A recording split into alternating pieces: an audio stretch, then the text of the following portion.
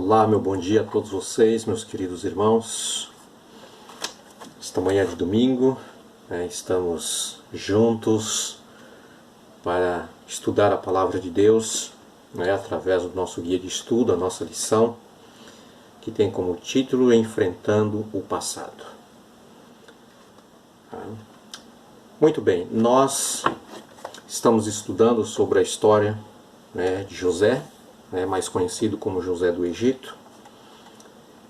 E desde quando José foi vendido pelos seus próprios irmãos para os ismaelitas, e depois ele foi revendido para Potifar, passou-se aproximadamente aí 20 anos para que José pudesse reencontrá-lo com seus irmãos. Jamais os seus irmãos imaginaria que um dia eles iriam reencontrar com seu irmão, e relembrar novamente tudo aquilo que aconteceu ali no passado, um passado longo, um passado de aproximadamente 20 anos. Meus queridos, realmente Deus ele pode mudar o curso dos nossos projetos, dos nossos planos, e Deus realmente ele faz muitas coisas que ao nosso entendimento, aos nossos olhos, são totalmente incompreensíveis. Mas Deus, quando Ele faz estas coisas, Ele faz para o nosso próprio bem, para transformar a nossa vida, para restaurar, muitas vezes o tempo perdido, que pelas nossas decisões tomadas, nós sofremos as consequências, muitas vezes pelos erros, mas Deus bondosamente Ele pode transformar o curso da nossa vida. José, como nós conhecemos a história, ele foi preso, depois que ele foi acusado, pela esposa de Potifar, de que ele o havia agredido, o havia tentado ter relações sexuais à força com ela, e então ela tinha ali uma falsa prova, que era uma das roupas de José, propriamente ali a sua túnica, depois que José havia saído correndo para evitar ali que o pior acontecesse, depois daquela investida da mulher de Potifar sobre José, e ele havia dito: eu jamais posso cometer tamanha barbaridade, em cometer esse pecado contra o meu Deus, a quem eu conheço, a quem eu sirvo, a quem eu guardo seus princípios, seus mandamentos, e ainda cometer essa maldade com o seu marido, que é o meu, que é o meu Senhor, que é o meu patrão. Embora Potifar não acreditou muito na versão contada pela sua própria esposa, conforme o texto bíblico, mas ele, para manter a sua reputação diante do público, ele preferiu então mandar José para a prisão. José passou aproximadamente ali naquela prisão mais ou menos uns 2 anos, e ali também José servia, fazia sempre o melhor, respeitava a todos, e além de tudo José ele dava um bom testemunho de um fiel seguidor de Deus. Meus queridos, José ganhou a confiança dentro do carcereiro, e toda a responsabilidade ali do cuidar daqueles presos passou para José.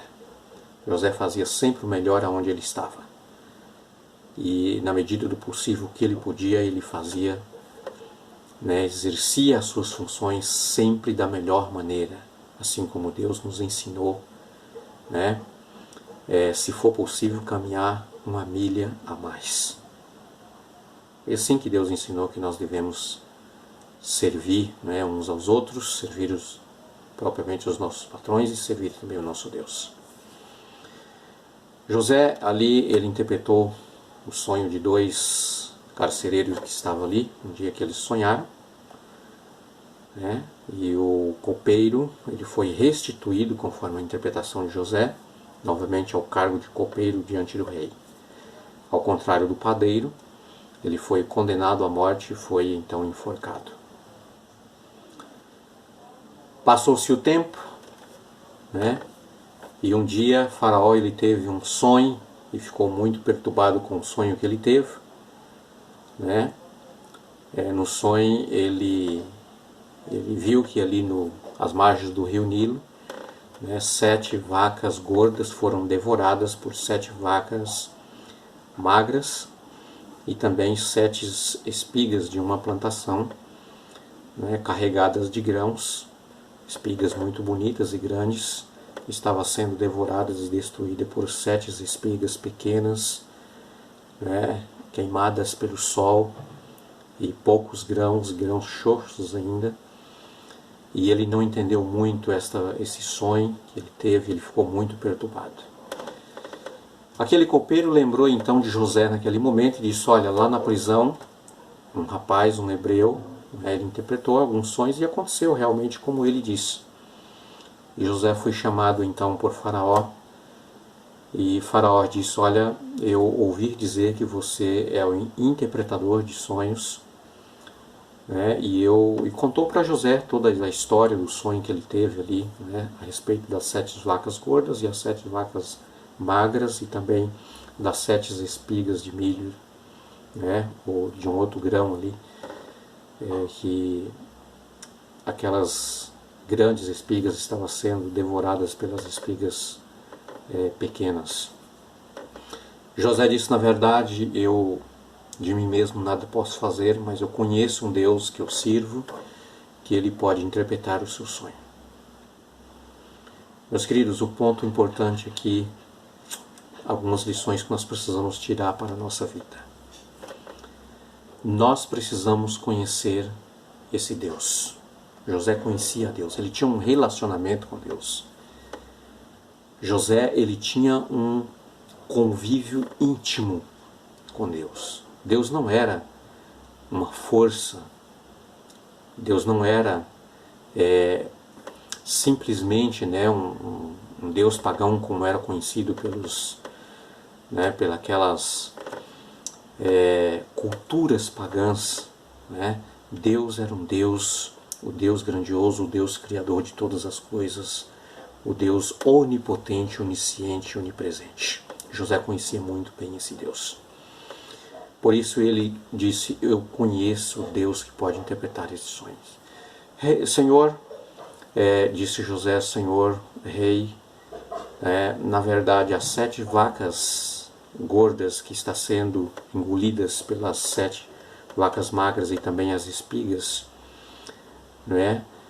Cheias de grãos e grandes que estão sendo devoradas pelas espigas pequenas, são na verdade 7 bons anos que terão daqui para frente, com muita chuva e muita produtividade de grãos, não é? Aonde o Senhor como rei deve acumular, não é? Uma boa safra para passar os próximos 7 anos ruins, que serão devoradores de toda a safra dos 7 anos, os bons anos. O rei entendeu realmente, não é, o seu sonho, compreendeu, e José ainda disse: olha, eu aconselho que o Senhor deve escolher do seu reino alguém competente, alguém muito importante da sua confiança, que realmente ele possa aproveitar esses 7 bons anos, para acumular, para guardar muita fartura, a fim de passar, sem muitas dificuldades, sem muitos problemas, os 7 anos secos que virão. O rei olhou para José e disse: eu não vejo no meu reino, né, ninguém como você, que tem toda essa capacidade, porque você realmente é usado por Deus. Sabe, meus queridos, naquele momento José ele foi então, né, escolhido para o rei, pelo rei, para que José pudesse, né, ser o governador do Egito, né, o primeiro-ministro. E então o rei disse: olha, abaixo de mim somente você. Deus é o Deus perito, que ele pode tirar alguém lá do poço, lá da lama, lá da prisão e colocar lá nas alturas. O plano de Deus para nós, o plano de Deus para cada um de nós, meus queridos, é esse. Deus tem grandes sonhos para você. Tá? E foi aí que começou então aquela trajetória. Deus começou a preparar terreno, né? Através de José, através daqueles anos secos, para novamente unir a família de José com seus irmãos, né? E com seu pai. Naqueles anos secos, então, os próprios 10 irmãos de José, os mesmos que haviam vendido, agora voltam ao Egito para comprar alimento e encontra José como ali governador. Eles não reconheceram o seu irmão, mas José reconheceu. Estrategicamente José disse assim: olha, vocês estão aqui como espias para ver se há alguma fragilidade no reino para invadi-lo. E eles disseram: não, nós viemos comprar alimento.